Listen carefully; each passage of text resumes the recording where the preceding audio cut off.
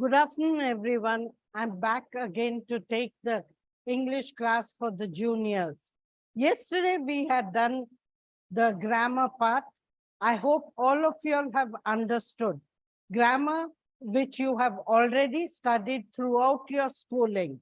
We did parts of speech and articles. But children, remember one thing.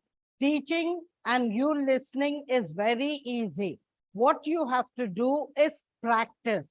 The more you practice, the more perfect you would be. Like I gave you the examples of verbs. Many students feel only the action words are verbs, but there are so many auxiliary verbs which are just as important, like models, can, could, will, would, may, might, and all, etc. And primary auxiliary verbs which are be form, do form, have form. Be form is, am, are, was, were, and the negative forms is, isn't. Am is only used with I. The negative form is also aren't, are, aren't, was, wasn't, were, weren't.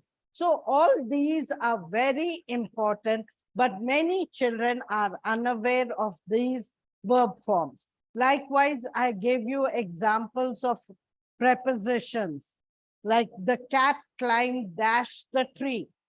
The common mistake made by the children is they use on. It is not on, but up the tree. The difference between for and since. For is known as period of time, while since is known as point of time. When you pinpoint the time, you use since.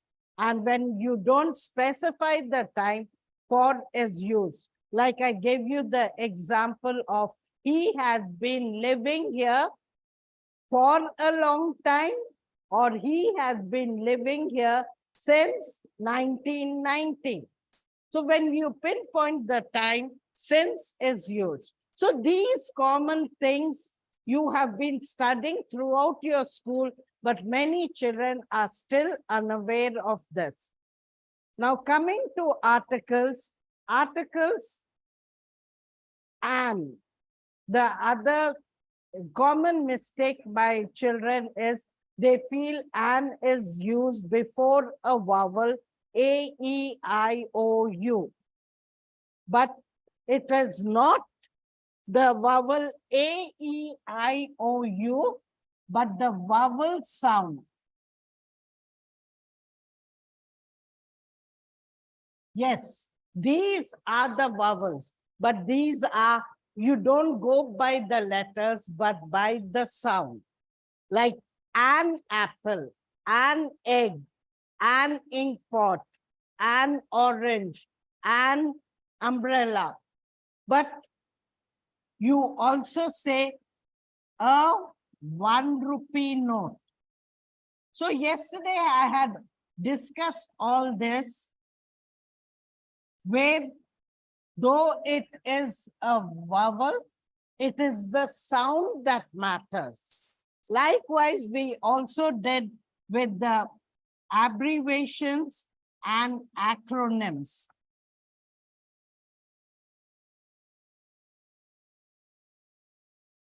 I explained to you that acronyms, the difference between abbreviations and acronyms. In abbreviations, we spell out, pronounce each letter like I, S, I, mark.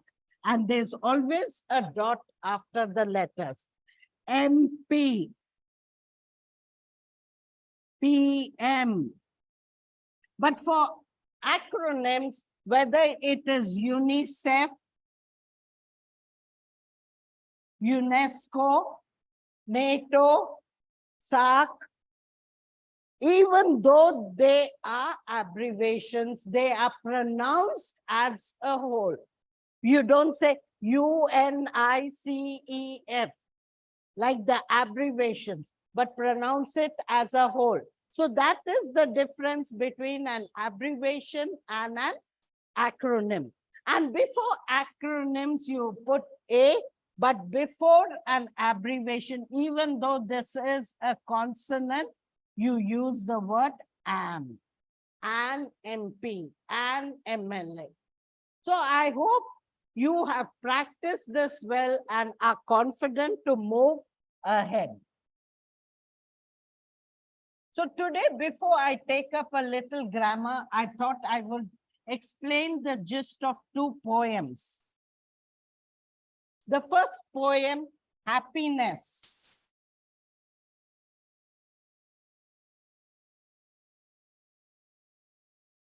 Is written by Carl Sandburg. When you write this, children, remember capital letters. This is very, very important in any language. The punctuation, whether it's a comma, full stop, capital letters, exclamation marks, question marks, inverted commas, these play a very important role. Any language for that matter, and especially English, and many children have the habit of writing small letters. Make sure that you write capital letters. Now, this is a poem written by Carl Sandburg, and it revolves around two themes. First one, he goes in search of happiness. What is happiness? He is unable to comprehend. So first he goes to the professors who teach us all about life. And he thinks the professors are well versed and they would definitely know the meaning of happiness. And when he goes there, he is mistaken because they did not have any idea and they shake their heads. Then he goes to the executives. These executives run a very big business and have hundreds of people working for them. They are very successful. So he again thought that they know the meaning of happiness and he made inquiries. But sadly to say, neither the professors nor the executives could answer his simple question, what happiness is. So remember, children, one theme of the poem is what is happiness? The question that he asks and goes in search of it. What is happiness? And the second theme, where he finds the answer.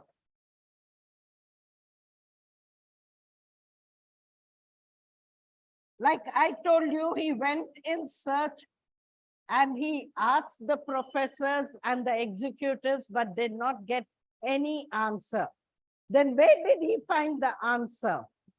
One afternoon, on a Sunday afternoon, he was just strolling around near the Des Plaines River, very disappointed, not having found the answer, when he happened to see a group of Hungarians. Now, who are Hungarians? Why did the author take up this word? Why did he talk about Hungarians? Always remember, children, in any poem, there is a hidden meaning which you have to visualize. Hungarians, they are immigrants. You know the meaning of immigrant? They have left their hometown and they found shelter in some other place. So when you move from one place to the other, you are living a very painful life because you have left everything. You just imagine, children, when you shift from one house to another house in a different locality, everything is new. Whether it is shifting your house or moving to a new school or a new college, the first few days, it needs a lot of adjustment. And these are poor immigrants who have left their hometown and settled elsewhere. Why did they settle elsewhere? Because they led a difficult life, probably with made to leave. So they had a very harsh time. And then when you go and settle, you don't know what the future holds for you. So the past is painful and you don't know what the future is. And here this group of Hungarians were sitting under the tree along with their family members, eating, drinking, dancing away. And that's when it struck him, this is what happiness is. It is not fame or success, but living in the present with your near and dear ones. And that's when he understood he found the answer to his question, what happiness is.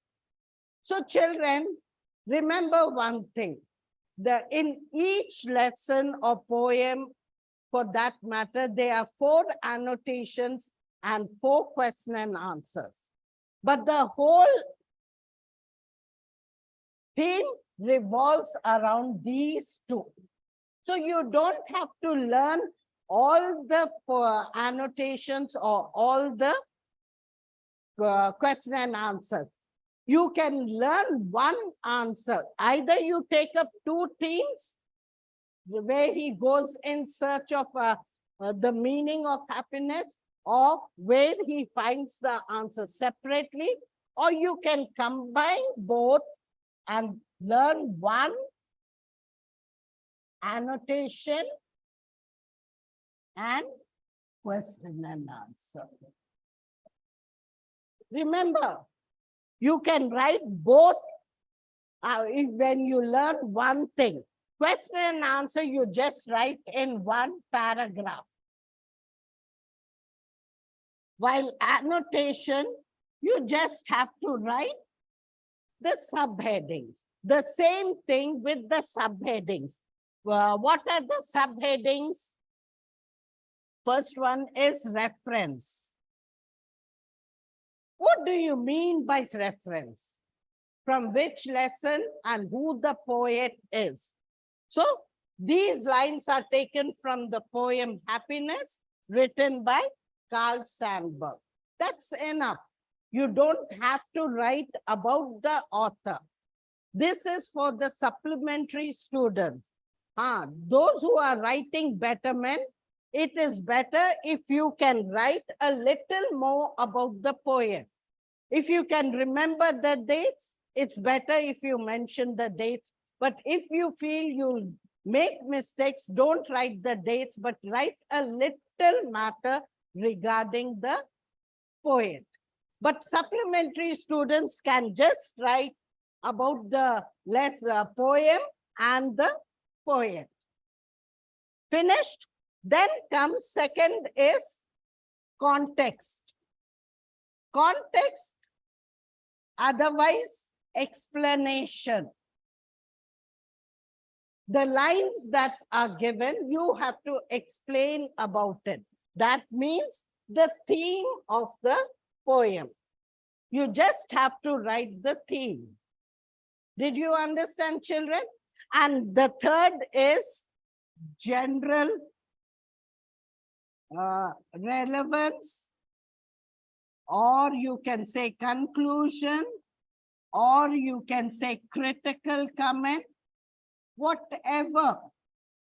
This, if supplementary students cannot write, it's only 2 lines. If you can learn and write those 2 lines well, otherwise just leave it. You just concentrate on reference and context, not context and reference.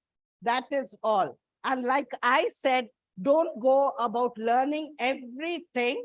It is based on 2 things. One is where the poet goes in search of finding the meaning of happiness. And the second is where he finds the answer when he happens to see the group of Hungarians eating, dancing.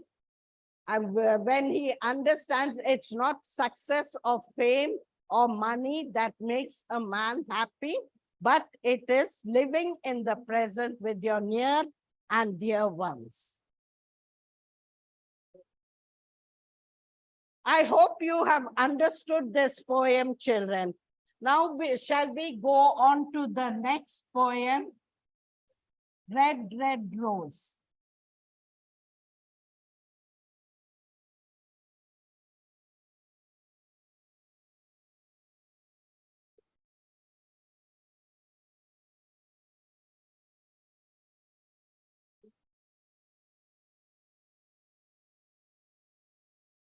Written by Robert Burns.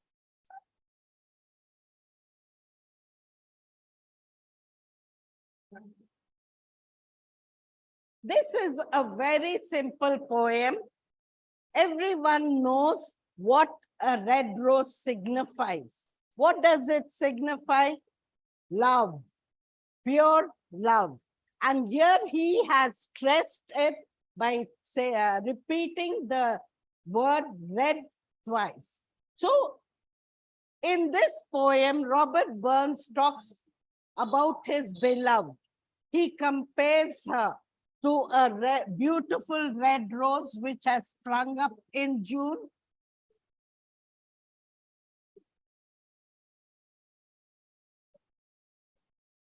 Why does he say sprung up in June? All flowers grow in the spring season. Summer season, they are fully bloomed, matured. So that is why he says sprung up in June. He wants to show how mature his love is for his beloved.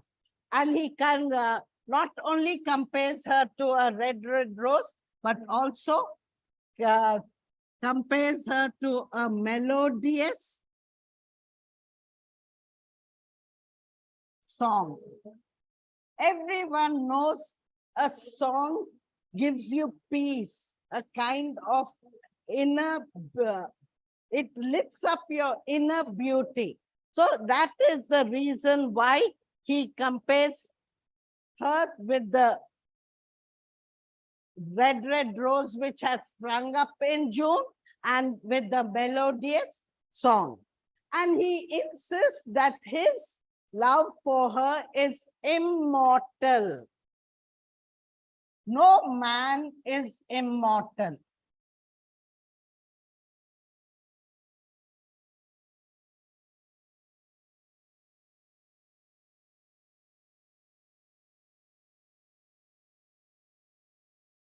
We cannot live forever, or love can live forever.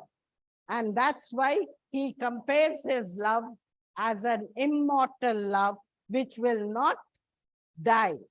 He gives the example of the sun's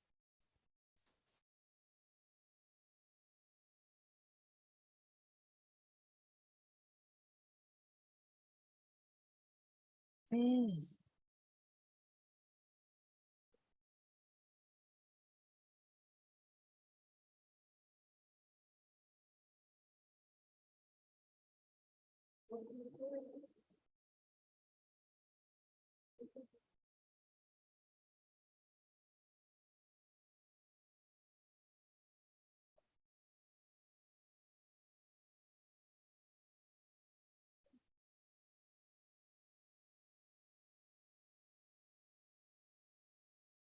Is it possible for the seas to get dry?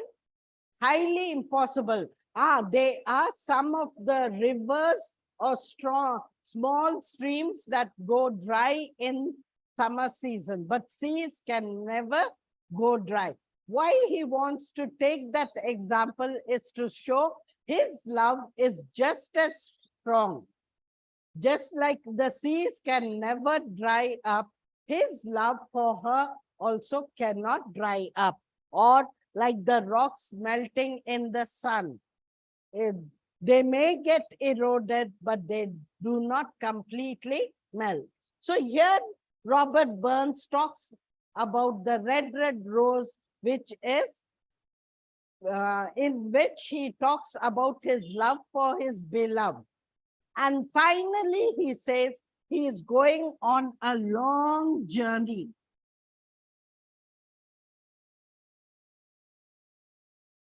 But wants her to wait for him, as he will be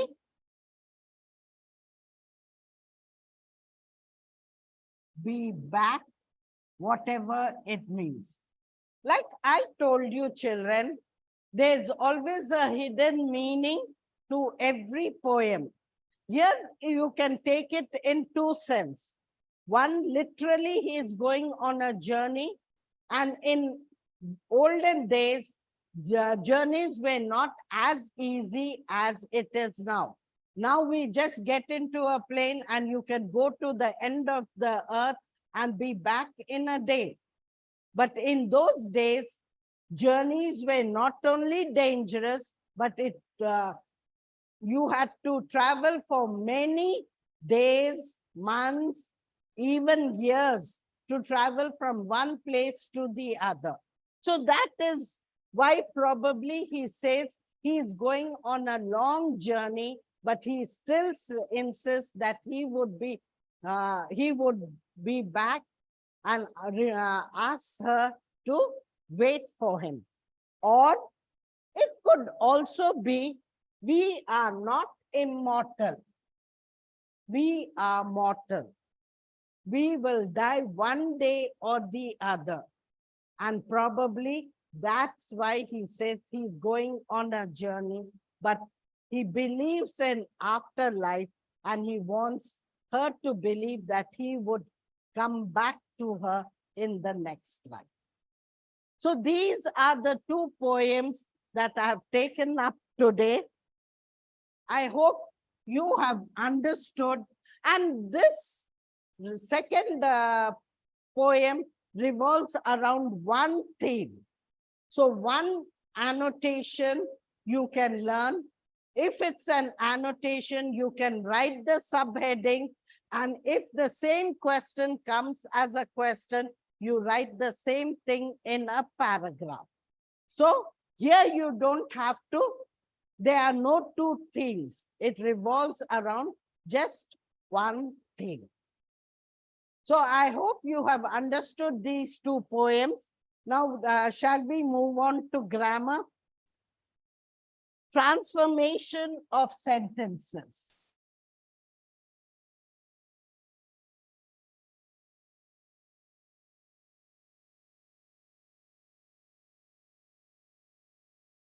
What do you mean by transformation of sentences?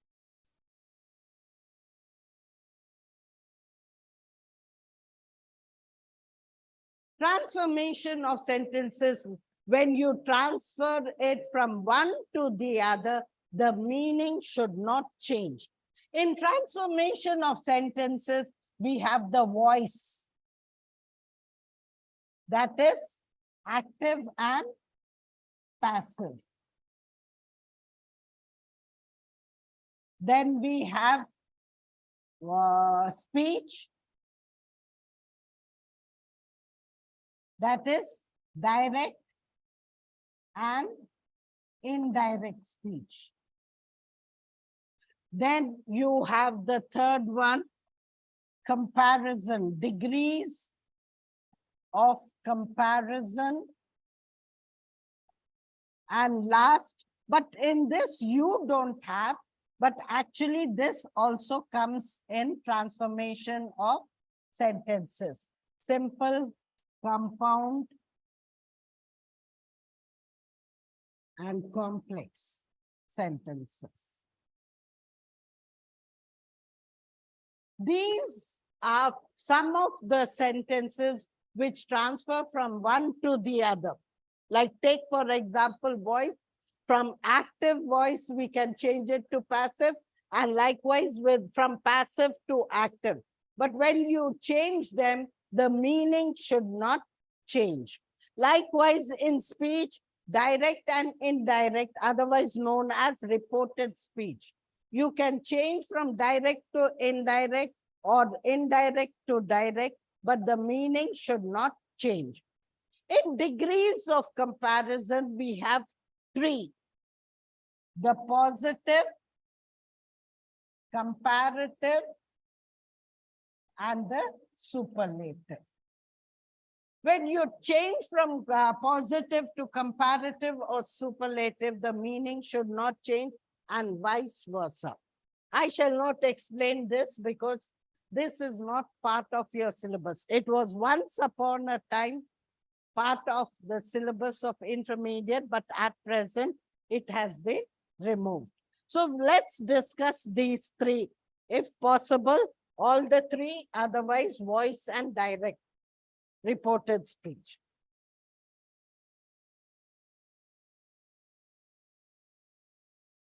Active and passive voice.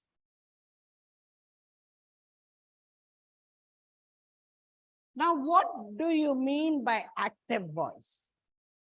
Active, where the action is being done, that is known as active. And where passive, the person, the victim is being, on whom the action is being done. Like take for example,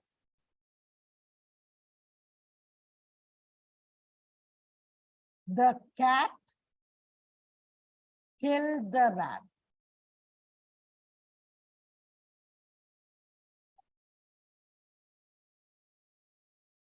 The cat is the subject, killed is the verb, and the rat is the object. Otherwise, we can say the cat is doing an action and the rat on whom the action is being done. When you change it to passive voice, the object comes into the subject position. The rat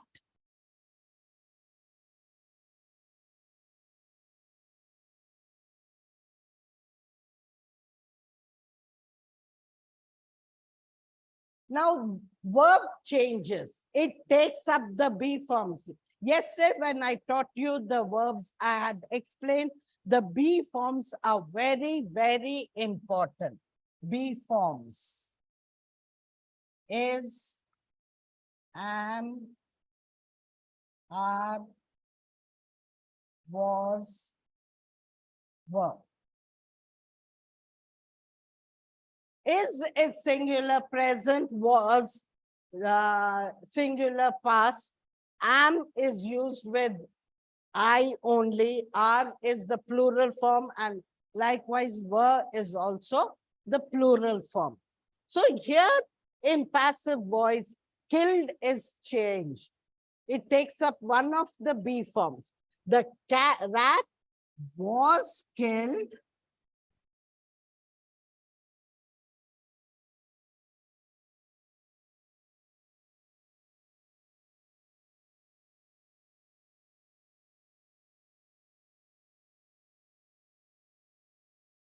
by the rat. Sorry, cat. Here, this is known as by agent. Sometimes when you use pronouns and everything, or when it is not very important, the by agent can be removed from the passive voice.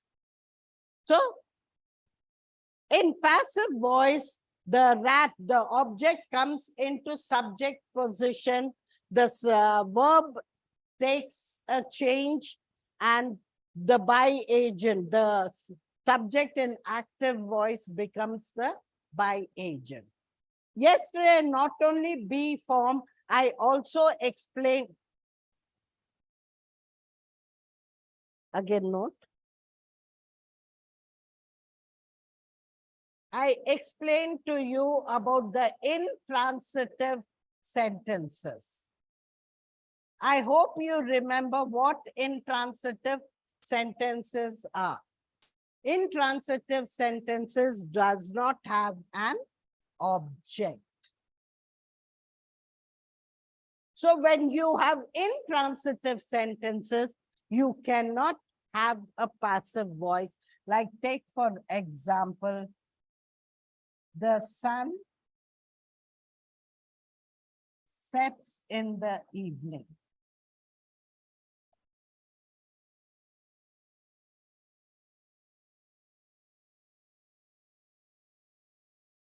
The sun is subject, sets is verb. Like I said, in the evening is not an object, but a phrase. Phrase is a group of words which make sense, but not the complete sense because it does not have a verb in it.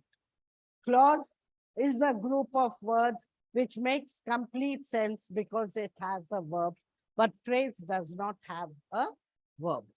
So such sentences cannot be changed to passive voice. The third example is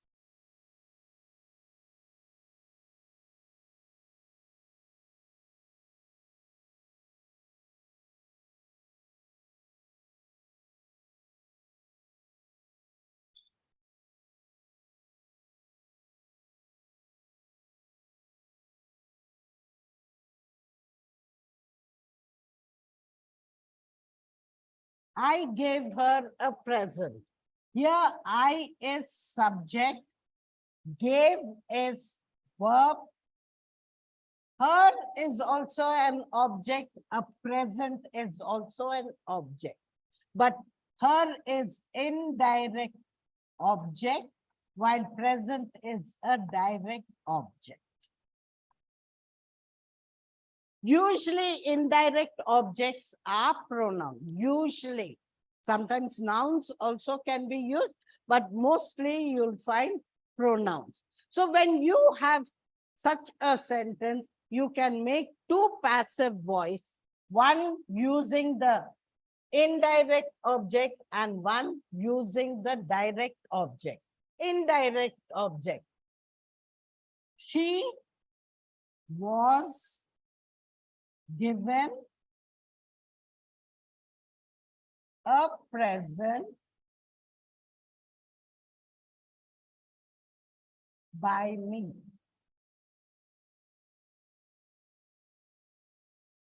The pronouns change as per the context. The second passive voice is a present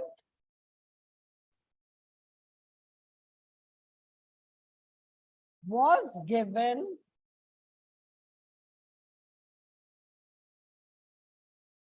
to her by me. So did you understand, children? When you change from active to passive, the subject in active position becomes the by agent and the object comes into subject position and the verb takes up the be form. So this is how you go about writing. And like I said, when you have two objects, indirect and direct object, you can frame two sentences. But in the exam, you don't have to write both the sentences. If you either one, either you can use with the indirect object or you can start the sentence with a direct object. Both sentences will be, either way will be marked right. So don't bother to write both the sentences. Just give any one. Now coming to direct and indirect speech.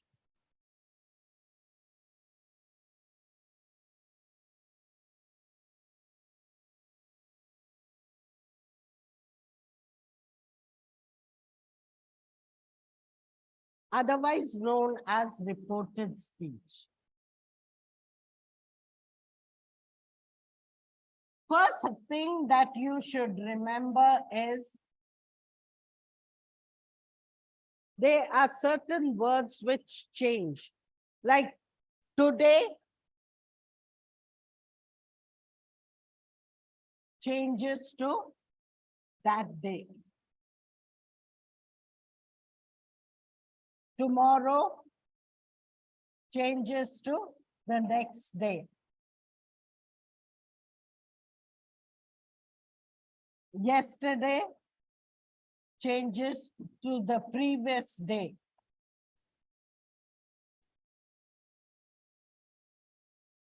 Then here changes to there. All, if you look into your textbook, a table is given. It is very, very important for you to realize because usually in the exam, you'll get one or only two sentences. And if today is mentioned, you should remember to change it to that day. And another thing, children, this is a common mistake made by the children. Usually we teach you active, passive, and then we teach you direct, indirect. And here we tell you these words are changed. These words are changed only in reported speech. You do not change it in active, passive voice. Common mistake, because children, when we teach them, usually this follows that. And when they are attempting active, passive, they have the tendency to change this word here to there and all that. That does not change in active, passive. It is only in direct, indirect speech. And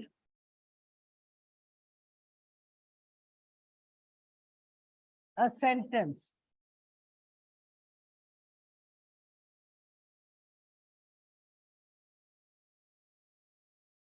In direct speech, there's lot of punctuation. He said, comma, in inverted commas, please get me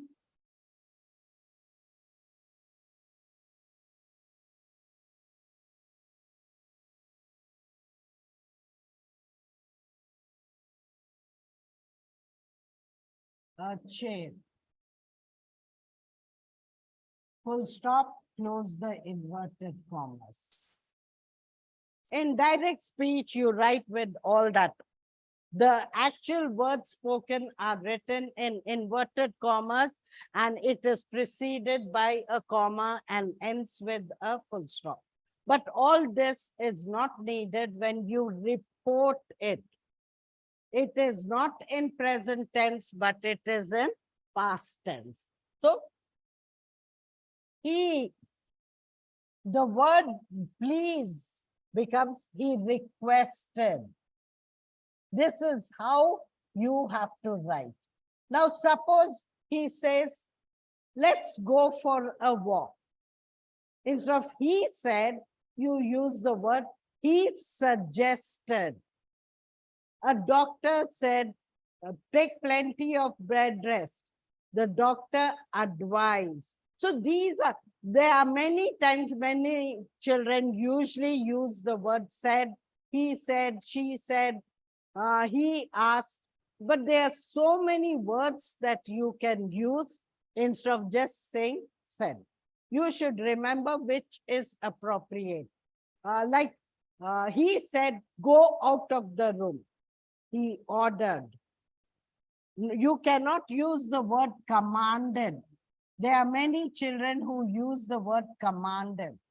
It is not commanded, but ordered. Where do you use the word commanded? The officer told the soldiers. In that, you use the word command. So the words you choose also should be appropriate. And you do not use quotation marks, and usually said is followed by that. He said that, or he requested me to get him a chair. But Another thing, the scientific facts,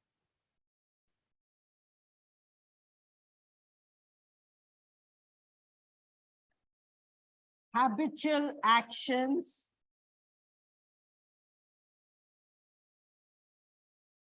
all this remains in the present tense. You do not change it to the past tense.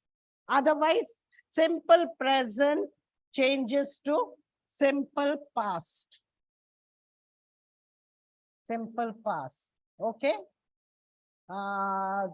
Simple continuous changes to past continuous.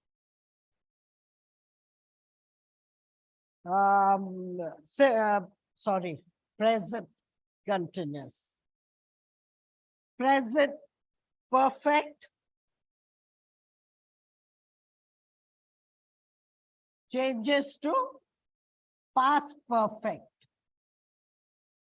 But if you use past perfect in the main sentence, active voice, sorry, direct speech, if you use past perfect, in indirect also you use past perfect.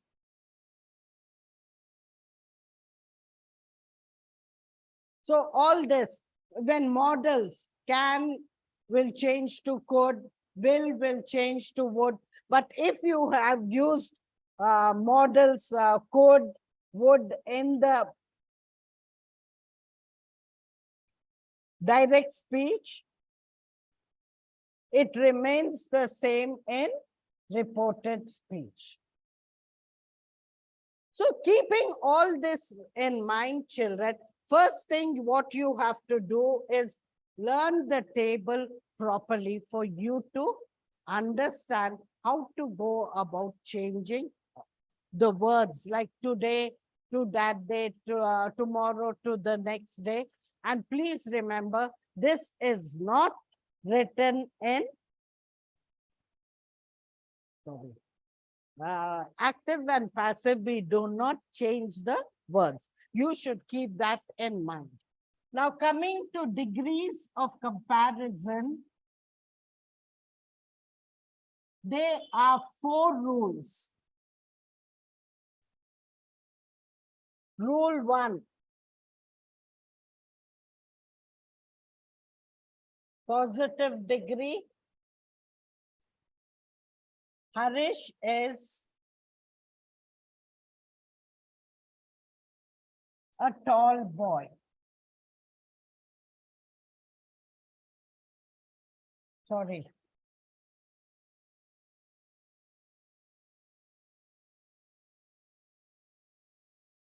Positive degree.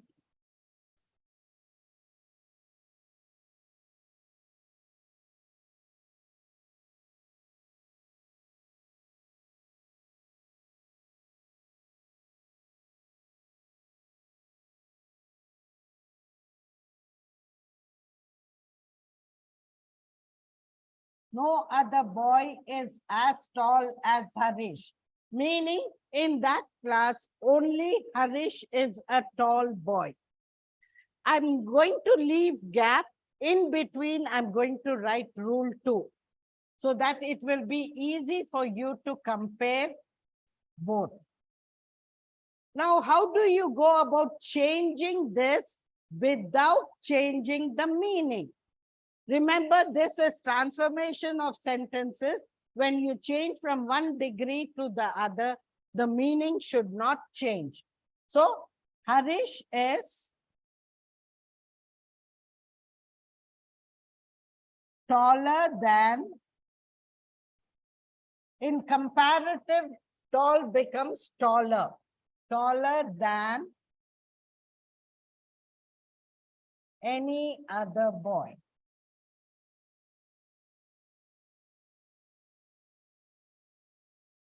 And superlative, Harish is the tallest boy.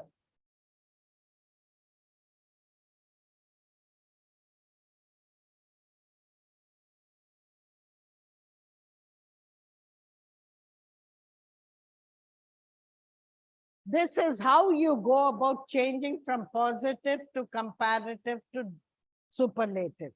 Another thing that you should remember, this adjective changes. It takes up ER and EST. In comparative, it is ER. In the superlative, it is EST. The adjective changes. Most of the time, as, usually it is preceded and followed by as. But in comparative, it is always followed by than. Sweeter than, thinner than, shorter than, taller than. It is always followed by than.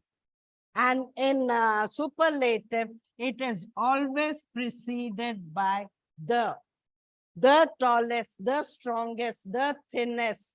You should always write the in the superlative and than in the comparative, and as. Usually as, or so tall as you can write. Now, rule number 2. Positive degree. Now, what we have said, that in the class, Harish is the tall boy. There's no other boy as tall as Hari. Now, suppose along with Harish, there are some more boys just as tall. You can't use the word no other, because there are many more students along with Harish who are tall. So you use few other boys. Few other boys. Plural, because they are as tall as Harish.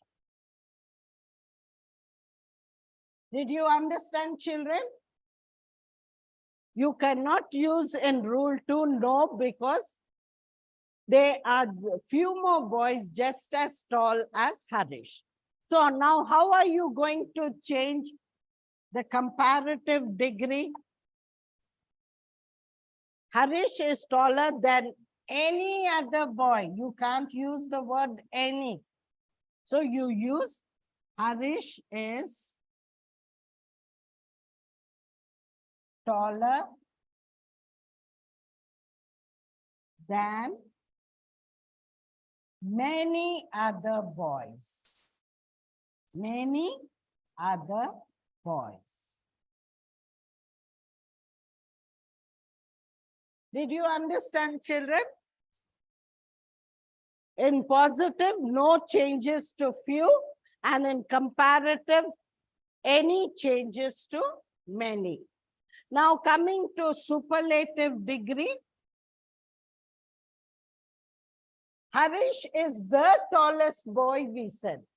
Now we can't use the tallest boy. So we write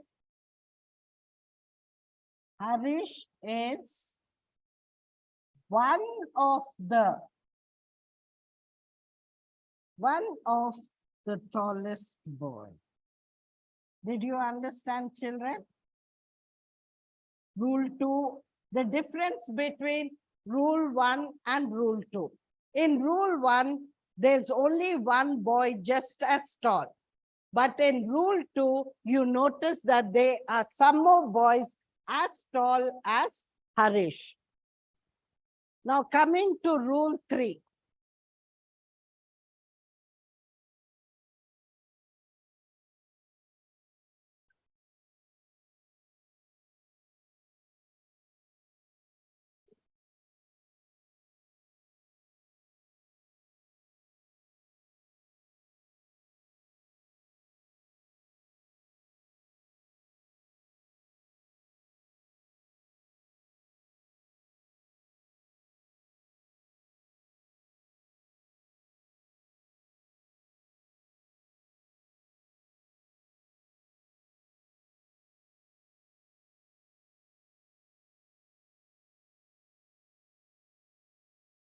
Here we say the rose is as beautiful as the lily. Both are equally beautiful. So in comparative degree, the beautiful takes up more.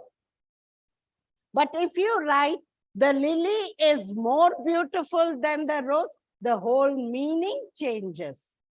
Because in this it says it's both are equally beautiful. So can you write as more beautiful?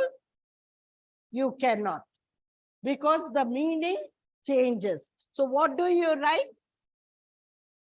The lily is not more beautiful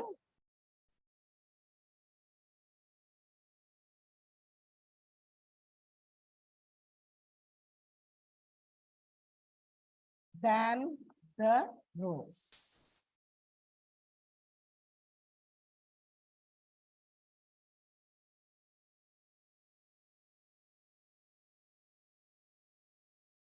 Than the rose. Now coming to superlative degree. How do you go about changing it to superlative degree? Do you know the definition of comparative? Comparative is comparing two things.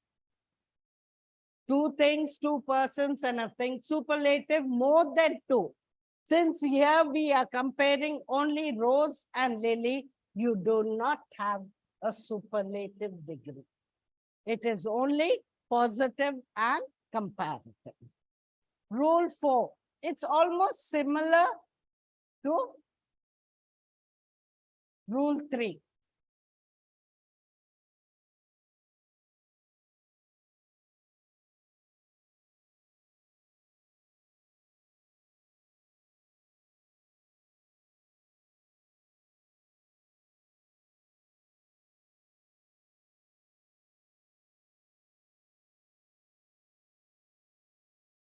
He cannot run as fast as me. This is very easy. Comparative, degree.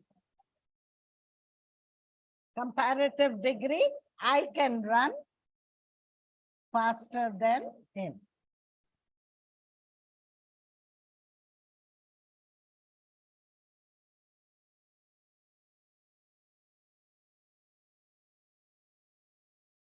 If you learn these 4 rules, children, it is very easy for you to change from positive to comparative to superlative without any problem, without changing the meaning. And just like rule 3, there is no superlative degree, because here it is a comparison between only 2 persons. So there is no superlative degree. So I hope you have understood the 5 topics that I have taken. I've taken up 2 poems, Happiness and Red, Red Rose. I want the supplementary students to understand that they do not have to learn all the annotations or question and answers. The poem or the lesson revolves around certain themes, maximum 1 or 2 themes. So if you know that, just attempt the question in a paragraph, and if it is an annotation, divide it into, have the subheadings, reference, context, and critical critical comment or general relevance. Now coming to the grammar part, we have done the transformation of sentences, voice active to passive, where the in active voice, the subject, a verb, and an object, where the doer does an action, while in passive, the object comes in subject position, followed by verb. Verb change takes up the be form, one of the appropriate be forms, and the subject becomes the by agent. Now coming to direct, indirect speech, children, please read the table that is given in your textbook where how you go about changing certain words. And in transformation of degrees of comparison, I've explained the 4 rules. Keeping this in mind, it's very easy for you to change it from positive to comparative or the superlative degree. Have a nice day, children. Thank you.